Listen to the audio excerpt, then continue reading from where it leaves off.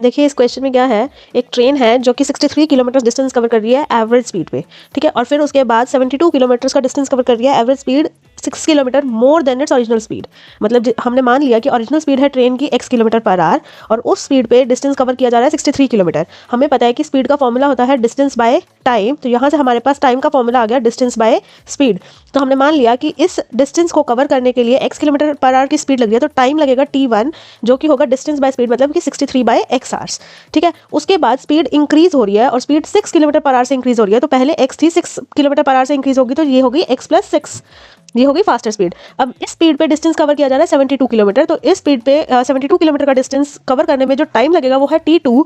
Same formula use होगा distance by speed, तो वो हो गया 72 बाय x+6 आवर्स, ठीक है। उसके बाद हमें ये गिवन है कि टोटल जर्नी को कवर करने के लिए 3 आवर्स लग रहे हैं, मतलब दोनों टाइम को अगर हम ऐड कर दें तो वो 3 के इक्वल होगा, राइट। और हमें ओरिजिनल स्पीड फाइंड करके दिखानी है, तो हम क्या राइट करेंगे कि t1 प्लस t2 जो है वो 3 के इक्वल हो गया। t1 की वैल्यू थी 63 प्लस x प्लस t2 की वैल्यू थी 72 बाई x+6, ये 3 के इक्वल आ गया। एलसीएम लेंगे तो क्या हो जाएगा 63 into x+6 plus 72 into x, और इक्वल में डिनोमिनेटर दूसरी साइड चला जाएगा, तो ये बन जाएगा 3 इंटू x+6। इसको सॉल्व करते हैं, 63 इंटू एक्स से 63x, 63 मल्टीप्लाई 6 होता है 378 प्लस 72x आ गया, और ये बन गया 3x² प्लस 18x।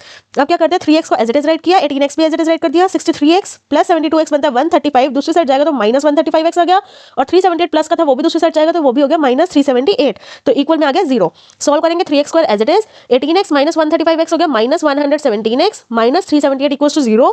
तीनों में से 3 कॉमन फैक्टर आ रहा है, तो जब 3 को कॉमन ले लेंगे तो हमारे पास इक्वेशन बन जाएगी x² minus 39x minus 126 equals to 0। Quadratic equation बन गई। Splitting middle term method use करेंगे, तो माइनस 39 के अब हमें ऐसे दो फैक्टर्स बनाने हैं जिनको ऐड करके हमारे पास माइनस 39 है और प्रोडक्ट करके उसका आंसर आना चाहिए माइनस 126। तो वो दो फैक्टर्स होंगे माइनस 42 और प्लस का 3, तो मतलब माइनस 39x को हम राइट कर देंगे माइनस 42x प्लस 3x, और x² और माइनस 126 एज इट इज आ जाएगा। अब फर्स्ट टू टर्म्स में से x कॉमन लेंगे तो हमारे पास आ जाएगा x into x minus 42। Next two terms में से 3 कॉमन आ जाएगा, तो ये बन जाएगा 3 into x minus 42 equals to 0। अब ये दो टर्म्स बन गई, इनके पास x माइनस 42 कॉमन आ रहा है, रिमेनिंग रह गया x प्लस 3, तो ये इक्वल टू 0 हो गया, मतलब दो फैक्टर्स बन गए। अगर दोनों का प्रोडक्ट 0 है मतलब कोई एक 0 होना ही होना चाहिए, तो अगर x प्लस 3 0 होगा तो x की वैल्यू आ जाएगी -3, राइट। और अगर x माइनस 42 0 होगा तो x की वैल्यू आ जाएगी 42। अब हमें पता है कि x जो है वो स्पीड है, स्पीड कभी भी नेगेटिव नहीं हो सकती, speed can never be negative, इसलिए x की वैल्यू सिर्फ क्या ली जाएगी 42, मतलब ओरिजिनल स्पीड ऑफ ट्रेन आ गई 42 किलोमीटर पर आवर, ठीक है।